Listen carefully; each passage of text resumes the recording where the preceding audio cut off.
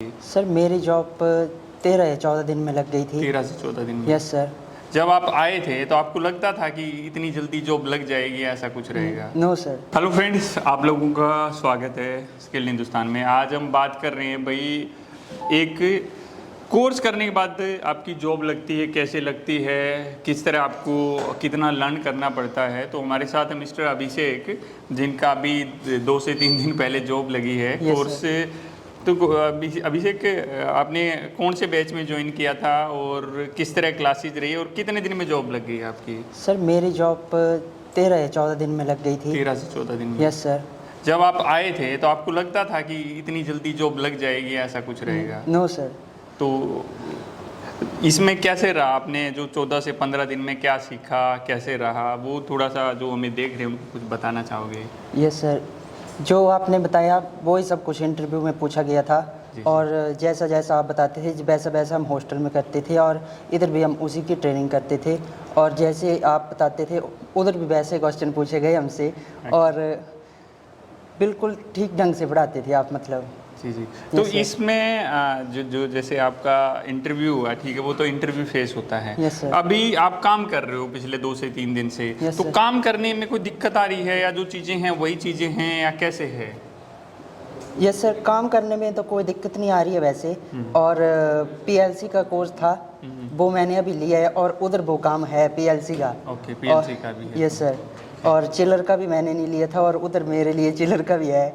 तो आपने electrical advance course लिया था, वहाँ 2.0 की चीज़ें ज़्यादा हैं। Yes sir. तो कोई इशू नहीं है, आप ऐड ऑन कर लोगे और कुछ चीज़ें सीख भी लोगे। Yes sir. वो चीज़ें आपकी अपग्रेड हो जाएंगी। Yes sir. तो इंटरव्यू में किस तरह के क्वेश्चन वगैरह पूछे गए, उसके बारे में कुछ बताओगे?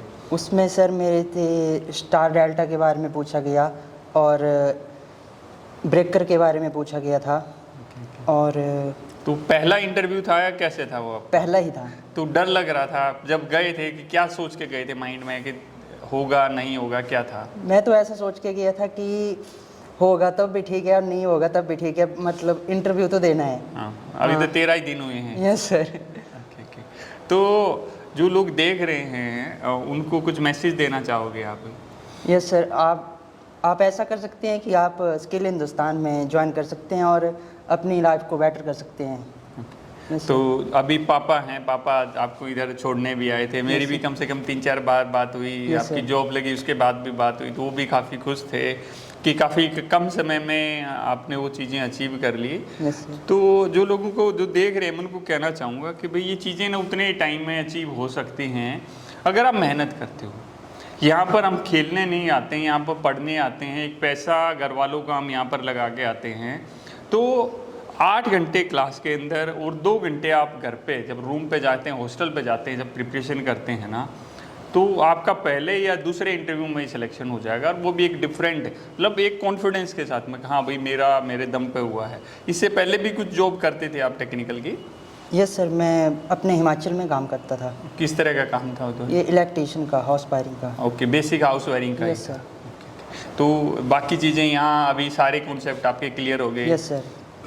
जो हमारे सर हैं इधर, फैकल्टीज़ हैं, उनका भाई नेचर कैसा है, वो सब कैसा है? सर बहुत अच्छा है इनका नेचर तो। तो एक फ्रेंड की तरह ही हम लोग कोशिश करते हैं कि सबको ट्रीट करें। Yes sir. और भी आपको बेस्ट ऑफ लक आपकी जॉब के लिए। Thank you sir. और जल्दी ही आप एक सुपरवाइजर की पोजीशन पर पहुंचो। Thank you sir. और आप डिप्लोमा का प्रिपरेशन कर ही रहे हो। Yes sir. कि जल्दी ही डिप्लोमा हो जाए, फिर आप एक असिस्टेंट मैनेजर, इंजीनियर और एक मतलब आगे की पोजीशन तक आराम से पहुंचो। Yes sir. Thank you so much. Thank you. Best of luck. Thank you.